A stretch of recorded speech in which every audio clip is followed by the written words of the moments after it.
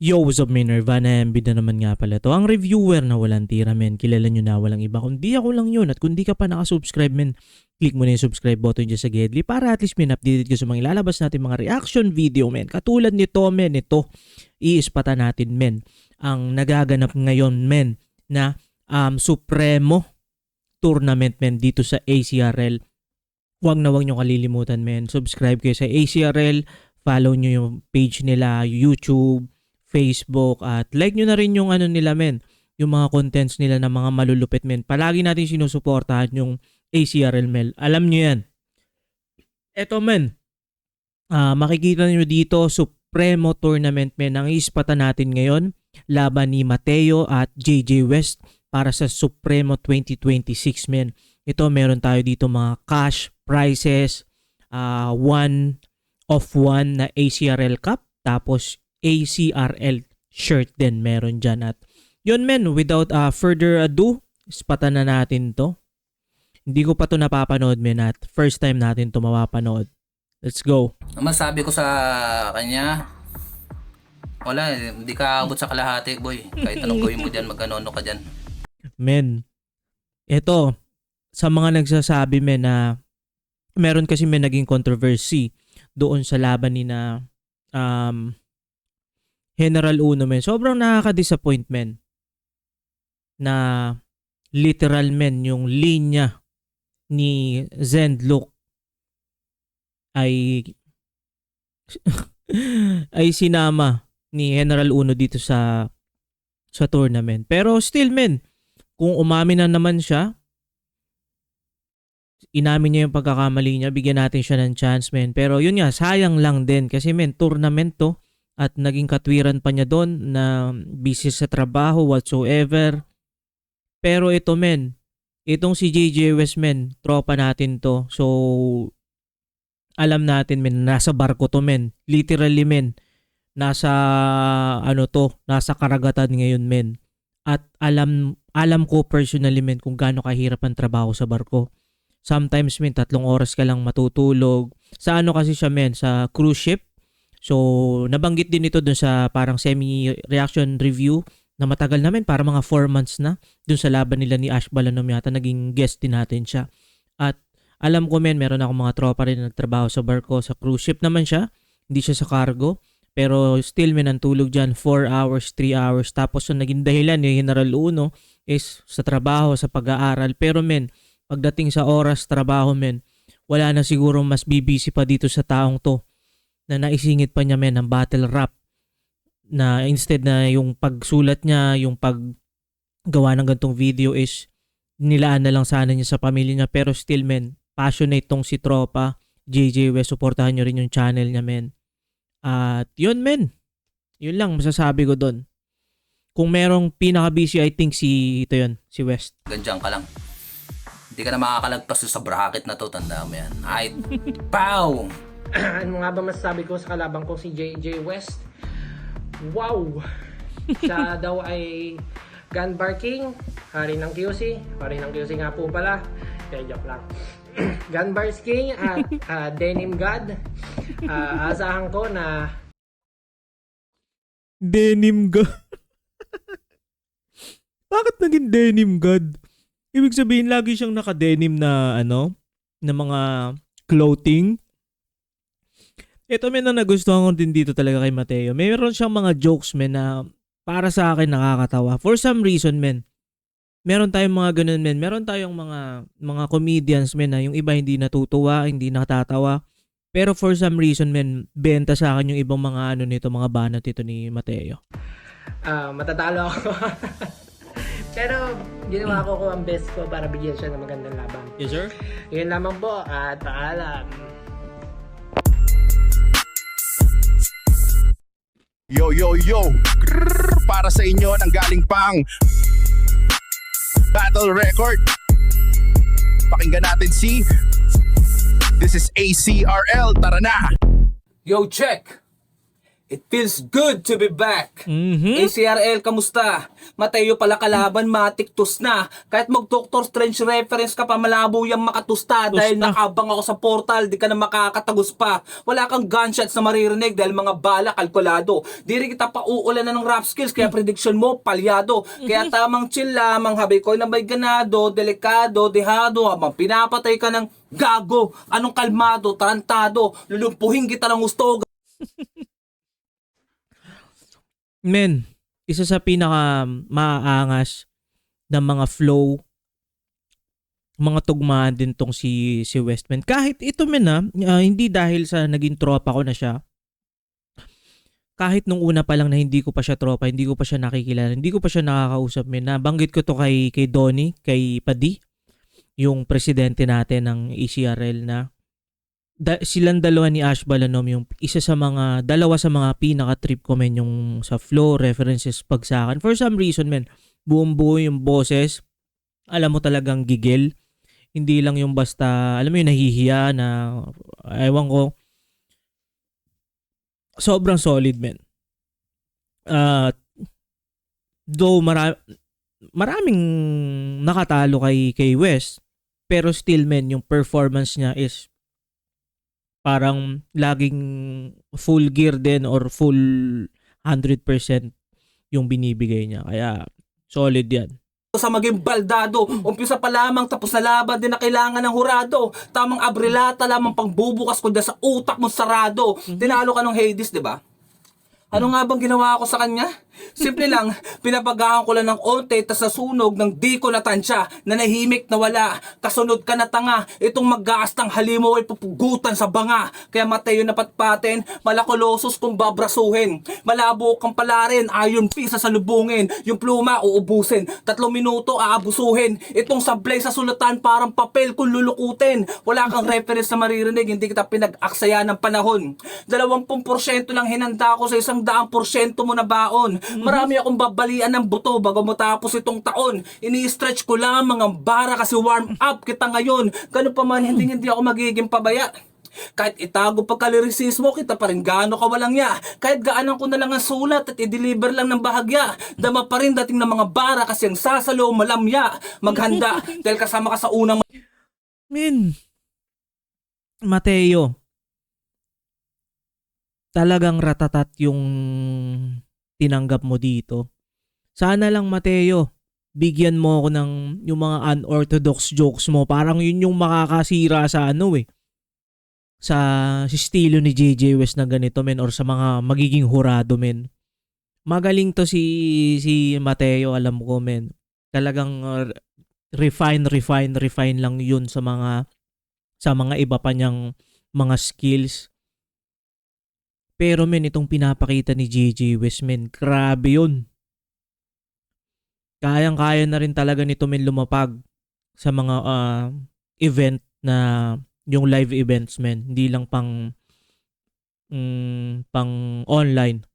Let's go. Malalaglag dito sa bracket. Di ka makakasabay sa suntok lalo't pagka-on nitong armlet. Pag tinopak ng pagka-madness, di lang ikaw magiging target. Wait men, wait. Pagka-on nitong armlet, tapos madness. Men, sino ba yung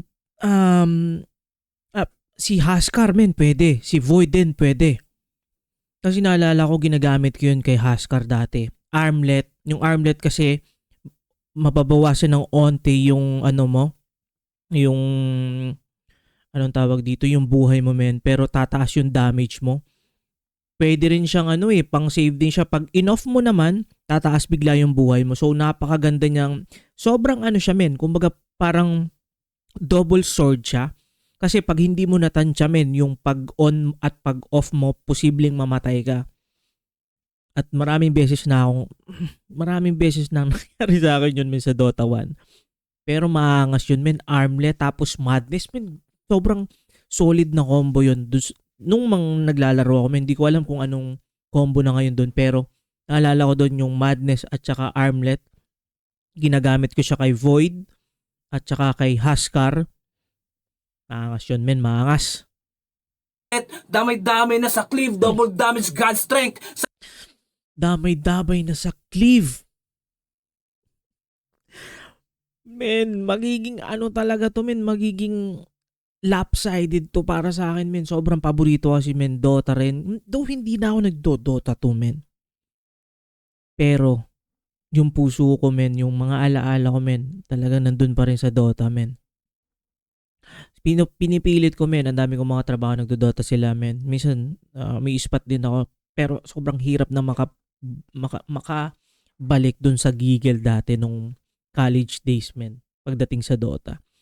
Pero yun nga, Cleave, God's Strength, Sven, paborito ko rin yun, men. Kaya lang, puro sabla yung mga stand ko laging, yun pa, yung stand kasi rin ni Sven, is ano rin siya, AOE. So, doon sa area, pag in-stand mo, men, nandun sila sa clash, tatamaan. Tapos yung, meron siyang level 3 yata nung Dota 1 na may cleave ng onte. Parang, wait lang. Oo.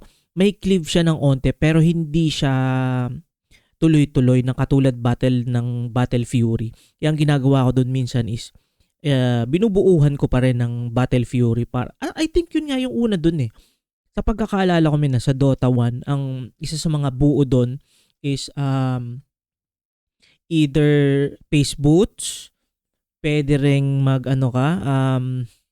arcane boots kasi maubos lagi sa mana. Pero usually yung nakikita ko, men, either face boots or yung yung walang nalimutan ko na, men, yung basta yung normal na pwede mo i-switch sa Agi, Int, at grabe, nalimutan ko na agad. Pero yun, bukod doon, Lotars, tapos yun nga, anong tawag dito, yung Battle Fury. Pag na-combo mo yun, masakit na yun, men. Minsan dinadagger din natin yun kasi iba pa rin pag may dagger, men. So yun, pag nakuha mo yun tapos BKB rin, para pag God Strength tapos BKB, men, ang laki nun. Tapos ang tigas nun, iba rin ang kulay, no? Tapos yun, immune ka sa mga damage. Miss mag-Dota, men. Pero parang hirap nang bumalik. Ayun na ang 1,000 pabuya. Sabayan mo lamang ako sa lyrical. Kaso di kayang sumabay, ito pa 1,000 critical. At aminadong bonus round ko siya. Rason masyadong tipikal. Aware ka masyado sa resulta pero sa dadanasan, subliminal. Alam mo pala matatalo ka bakit ka pa sumali? Anong hinahangad mo dito? Magbabaka sakali. Kahit sa estilong 1-2, andali mo lamang magkape. Baka pag tinudohan pa kita, di ka umabot sa kalahati. Wala akong paki sa panalo kaya wag na pag-usapan yung win streak. Paano? Puro ka kasi talo. Baka di ka makarelate. Kakarnehin ng gusto. Nagbabaka sakaling magka-break. Kahit wala akong plano makipag-beef, may pagbuno ko sa steak at pag nagpang-abot kami nung isa. Beef, steak. Men, grabe. Maiibsan kanyang uhaw. Paagusin ko sa tubo ang labaga matunaw at aalisan ko ng maskara yung alter ego na tungaw hanggang yung tuhod ng manok ay maisahog na sa lugaw. Tuhod ng manok, men. Wait lang, tingnan nga natin mabilis, men, kung sino yung tatapatan nito sa bracket. Uy, tuhod ng manok. Si Aris kasi yun, men. So, oo nga, no? JJ West. Di, kosa ni Aril. So, hindi rin natin, men, pwedeng bastahin si kosa ni, men. Konting ano lang nito, papalag din to, eh. Ito naman si Aril, men. Alam na natin na papalag talaga to kasi lumalapag na rin siya sa live event. Pero hindi natin pwedeng ismulin din si kosa ni. So, let's say makatagos dito si JJ West. Sa kabila naman, si tuhod ng manok, si Aris, men, yung alter ego yung pumalag dito, no? So, men, maganda to. Ash Balanom, General Uno. So, si Ongkoy, men, exciting to, sobrang exciting. Tuloy. Kaya Nirvana MB, tama ka sa yung prediksyon sa Wait lang, men. Kaka-post ko lang, bakit ako, men? Bakit nadamay ako dito, men? Bakit mo naman ako dinami? Nananahimik yung reviewer na walang tira, men. Wait, sige. Ano kayong reference to? test ko doon sa ko ng maskara yung alter ego na tungaw hanggang yung tuhod ng manok ay maisahog na sa lugaw. Kaya Nirvana MB, tama ka sa yung prediksyon. Sa pagtest ko doon sa water kung may halimaw bang nakabaon. Hindi to call out sa dalawang nag-aakala na tinalo ko noon. Binuksan ko lamang ang Hell's Gate at ito ay imbitasyon. O siya, balik tayo sa'yo. Pucha, andyan ka pa pala. Di kasi kita makita sa scope kaya lumihis yung bala. Hiniwalay ko lamang hilaw sa may kalidad lang bumara. Kaya pag nawala ka sa liga, alam na ko sinong may sala. At nung laban nila ni Ponch, nag-i-English pa si Mate. What the fuck you trying to say? Wanna be tough and get classy? Straight trash, you're pathetic. Get some rest, a little piece. Go just lay on the casket. Trying to be G, I ain't mad. Live in the streets, I don't mind. Cause you can't see in the vision like you're mentally blind. And boy, you fucked up. Hands up, you hold up. Behind bars, don't give a fuck. Double blick goes up. Pow. I ain't done. Spikes ahead, you can't run. Talk your shit, I'm bristle back. Nobody can shot me from behind. Oh man, I'm Bristleback. Nobody can shut me at the back. Men, sige. Subukan mo, men. Subukan mo, Mateyong, tirahin ako patalikod or sa likod, men. Mas titigas lang ako, men. Kasi si Bristleback, di ba, ganun, men. Habang tinitira mo siya, men, sa patalikod, men, sobrang tumataas yung strength niya or yung capabilities, yung skill niya na mas kokonat siya, men. Tapos, men, masakit din yung ano nun yung parang poison Pag tinira mo ng poison, may slow ka tapos sobrang bagal mo ng umano, men. Hanggang sa yun, mapitas ka na talaga, men. Heavy Dota burst to, men. Ito yung men, sobrang, sige, sabihin natin may medyo bias sa akin yung may Dota burst kasi, men, sobrang Dota fanatic ako dati, men. Ngayon, ano na lang, kumbaga nanonood na lang ako ng mga TI, ganyan, kahit di ko masyadong nagigets yung sa Dota 2 kasi Dota 1 nga ako lumaki, kumbaga. Pero still, men, yung konsepto, men, sobrang ganda, men. Are you good?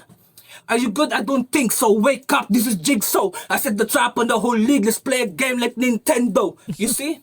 You don't stand a motherfucking chance, boy. Kaya katigil-tigilan ng pag-iilusyon. Layunin ubusin mga pabida, di ka kasama sa misyon. Itong laban ay para gisingin ka sa pagka-hallucination. Anumang aspeto di mo kaya, ito'y malinaw na konklusyon. Time! Yo! Grabe, men. It's 59, men. 3:59. Tinapos ni JJ West, men. At yun, men, shout out na shout out tayo. Salamat dito kay JJ West. Dun sa sinabi ko na yun, men, parang hindi ko maalala kung saang part yun. Dun ba sa reaction video namin nung nakasama siya na parang nasabi ko dun yung parang test yung water. Kasi parang parang nasabi ko yata doon na since yun nga magbabarko siya, kumbaga si Poseidon, di ba, nasa ilalim, so parang nasabi ko sa kanya namin parang si Poseidon muna ngayon, di ba siya si demigod pag nasa kalupaan, so parang naisip ko na, oh men, since nandiyan ka na sa dagat, sige, maging Poseidon ka muna, balik ka dito, balik ka ulit sa demigod. So shout out din kay JJ West at na shout out tayo. Ito, men, ispatan na natin to. Baka naman may hinahanda to si Mateo, men, na parang sleeper din to, men. May mga unexpected, unorthodox jokes kasi to, men, Yun din yung kilitigo, men, yung mga ganong jokes, men, for some reason. Ispatan na natin, men. Yo! Para sa inyo, nanggaling pang Battle Record. Pakinggan natin si This is ACRL. Tara na! JJ West versus Mateo, itong laban no hype. Milya-milya yung pagitan at hindi to close fight. Matatalo lang ako at yung standing 1-5, pero kailangan mangibabaw ka na muna para lang mag-landslide. Kasi sa online at sa stage, tayo equal footing. Pero ikay magpapantay pa na parang at sa kabaong landing. Well, I got my footwork na parang nag-train lamang sa boxing. Kasi paano ko ba nasabi na pantay lamang kaming dalawa? Simple lang, pinakinggan ni Lil Pipes yung mga gawa mo na kanta. Mas maigi na nga siya yung magsakripisyo ng tenga. Kasi magaling naman daw magsulat. At yung mga scratch ay maganda. Pwede nang i-react sa basura. Kasi si West at si Mateo halos iisa lamang. Kasi tingnan niyo yung mga gawa naming kanta. O di ba walang may pakialam? Paano matagal ka na sa industriya tapos kalibel lamang kita? Magyayabang pa yan na hari daw siya. Yeah, men. Ano to? Medyo seryosong Mateo to. Ang ini-expect ko, men, yung Mateong, alam mo yung makulit, yung puro jokes. Pero dito, men, seryoso siya. So, iba rin siguro magseryoso to si Mateo. Ganyan din naman ako nung una. Itong mga hari ay kailangan ng matuto magbasa. Dahil tulad ng mga hari, pupugutan na kita. Demigod at gun barking. Kung Diyos ka dito sa lupa, why you could do all things? Kasi gun bars lang yung kaya niyang gawin. Magre-reference pa yan pero wala namang dating. Pero what if yung mga gun bars mo ay kaya kong gawin? Kasi kapag ako na gumawa ay masyadong delikado at wala akong sinisino. Kapag labas nga itong Glock ay wala tong apelido. Pagkarinig ng bang-bang ay asintado tong MM. Pagkarinig tong bang-bang ay parang nagbukas lamang ng ML. Hindi daw ako makakalaban kasi Okay yun, okay yun, Mateo. Bang, bang, bang, bang. Mobile Legends, bang, bang. siya ay 6-footer. Mas maliit man yung kargada, ito ay 9mm. Makikita nyo tong champion ay biglang mawawala. Kasi siya ay sinasabon na gamit lang ang bereta. Sa gamit lang bereta. Sa noo lang nakatutok at Dito, men, napansin ko na na sinasabayan ang parang naging kumbaga strategy dito ni Mateo is sabayan yung gun bars ni JJ West, which is pwede rin. However, yun nga, nakikita natin dito meron siyang mga slip-ups at nakikita natin may tinitingnan siya dun sa pero di naman minus points yun na tumitingin. Yun nga lang dun sa linis, men, para sa akin. Yung linis lang, sana ay mas nalinis pa. Pero yun, men, ini-expect ko, men, konting jokes naman, bigyan mo ako, Mateo. safety knock-off. Sabay yung pagputok na para bang may sod-off. Ilalabas ko yung SCAR, yung CAR, at yung AK. Walang numerong binilang. Kasi kahit wala itong numero ay nakakapatay pa rin naman to kahit walang mga bilang. Sa dami ng ginamit ay akala mo John Wick. At dahil video itong laban di maubusan ng clips. Itong Diyos niya na tinuring malalagay sa alanganin. Susunugin kanyang Bible gamit ng magazine. Kung dito ka magaling, wala set the bar high. Wala set the bar high. Mamamatay sa sariling bala. Kala mo nag-suicide. Kaya anong demigod? Dehils Brad, baka denim God. Ikaw ay Ito na nga, men, no? Denim God. Men, sayang, men. Ewan ko, men. Tingin ko ang makakapitas kay JJ West is kung kekeng ko yan niya. Kung dadaanin niya sa komedya. Kasi, kumbaga, parang price tag versus something na komedya, kayang pumitas eh. So, para nangyari, men, parang si Invictus versus Husky ng Isa Buhay Finals. Kasi ni-expect natin na hindi gagawin lang ni Husky yung sarili niya na estilo. Pero hindi, sumabay siya sa mga holo-holo eh. Tapos seryoso eh, which is hindi siya naging effective. So, parang nakikita ko siya ng ganito, men. Kay Mateo, nasanay kasi ako na yung mga jokes niya, unorthodox jokes, kayang mag-crack yun sa hurado eh. Tapos malinis.